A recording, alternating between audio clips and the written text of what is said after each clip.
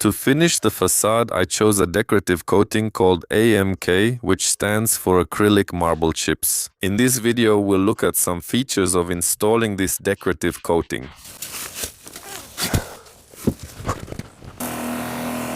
Before installing the AMK decorative coating, you must prime the wall or at least moisten it with water.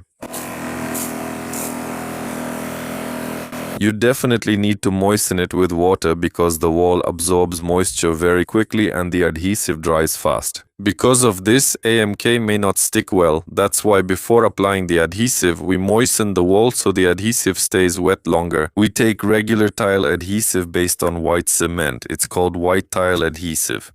And we apply it to the wall in a layer approximately 3 to 10 millimeters thick. That's not crucial because we'll be leveling everything with a notched trowel. We've applied a thin layer of adhesive. Here as well, we apply adhesive between these bricks. Now we level it like this with the notched trowel.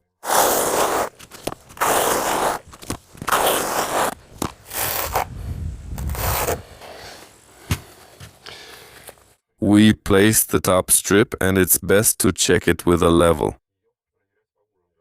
This checks the horizontal and vertical alignment so everything stays straight, but I won't check it because I have a reference point. These are the upper floor beams. I leave it 1 centimeter away from them and that gives me a level line. If you stick the first one crooked, all the others will be crooked too. We apply the next one. Here is the previous one and this is the new one we've just stuck on. And we make sure that this seam here, here and here is the same factory standard width everywhere.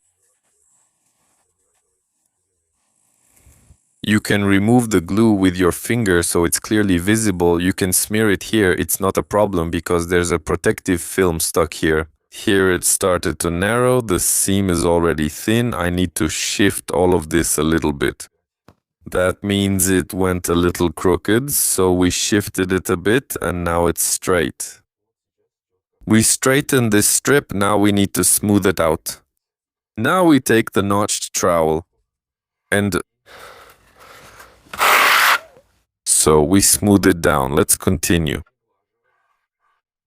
We smoothed it down a bit. This excess glue that's left here needs to be removed immediately.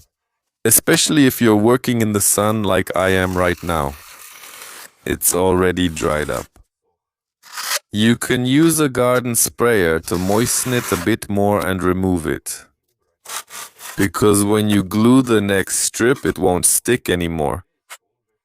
You need to remove this glue thoroughly because if you don't remove it well, the next strip when you glue it will stick out a little. We removed the excess glue over there and down here, and now we need to do the next step. It's not mandatory, but if you do it, the decorative coating will hold much better. You need to go over all the bricks one by one like this with your hand, because when we smooth it with a trowel, we're only pressing the surface. And then when we go over it with our hand like this, the bricks get pressed in about 2 millimeters more. You can't really see it on camera, but if you look closely,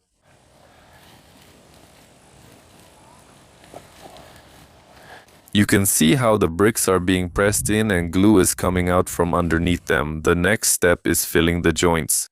So glue is applied on top and spread out and then it's scraped off like this.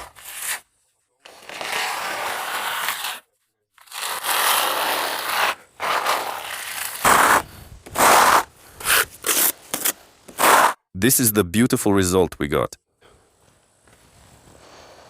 Before you stick the next strip, take a look at what's happening here.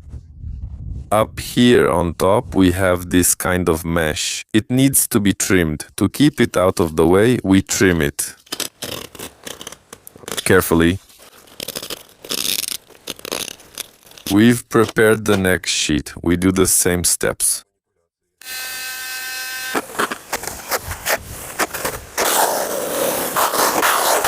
And we apply it. Here we don't need to check the level anymore because we're guided by the previous one. We make sure that this joint matches this factory-made joint. They should be the same size. We smooth it out like this. And we check these vertical seams. If one is too thin, it means we need to pull it. Press it down. Look how the glue is squeezing out. If you press it with a putty knife, you won't get this effect. You'll only get surface level contact. That's why you definitely need to go over it with your hand. Well, technically it's not absolutely necessary, but it's much more effective. And just like before, we covered the seams again. That's it. There are no problems with applying the decorative coating to a straight wall. Questions may arise when it comes to the corners. And now we'll look at several options for applying decorative coating on corners.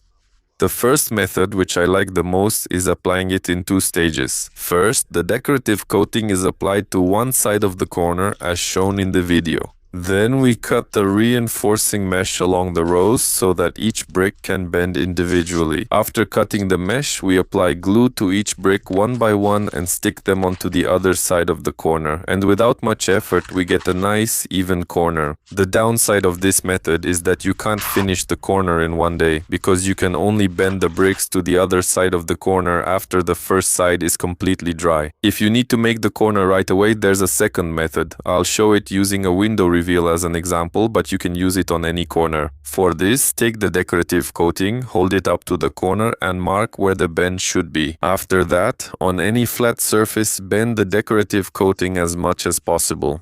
This way we formed the corner, after which we apply glue to the wall and easily attach it. In the video I bent one brick at a time. It's much easier that way. Bending an entire sheet of the decorative coating is more difficult, but it's definitely possible.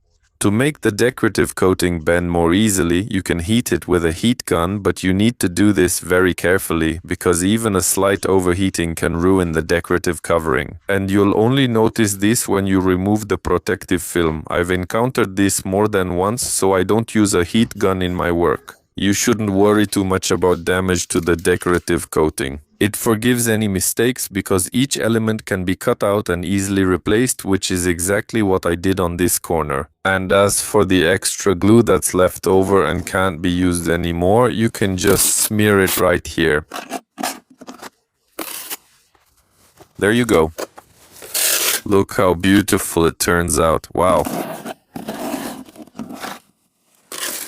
Simply brilliant, gorgeous. The ants will be absolutely delighted with such beauty. The next step is to wait for all this to dry, which takes about a day. And we'll show you how it all turns out here, because this one has already dried. This was glued yesterday. Then you take the protective film by the corner and peel it off like this. There we go. It turns out just beautiful. I won't peel off anymore because for kids this is the greatest pleasure. I'll leave that pleasure for them. While we're removing the protective film, I'll answer some popular questions. How much does this decorative coating cost, and can it be used indoors? This is an absolutely eco-friendly material made from marble chips. It comes in many different colors and is used not only for facades but also for interior finishing. You can find prices and see the types and colors of this coating online. I'll leave a link to the Belarusian website where I placed my order. If you're from other regions, you can easily find it online by searching for decorative coating AMK. I read your comments. There was a comment saying that before removing the protective film, it's best to moisten it with water. That makes perfect sense. Let's try it now. But in theory, if it's moistened, it should come off more easily. Yeah, that works pretty well. Thanks to the person who suggested it. For comparison, this one is dry. It's even hard to scrape it off. A little corner. Here, and now the wet one. Look.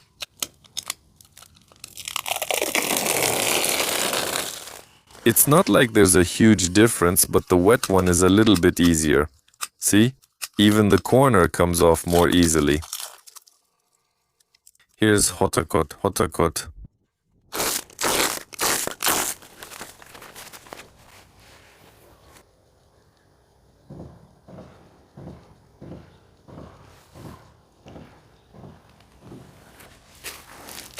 That's the kind of beauty you get.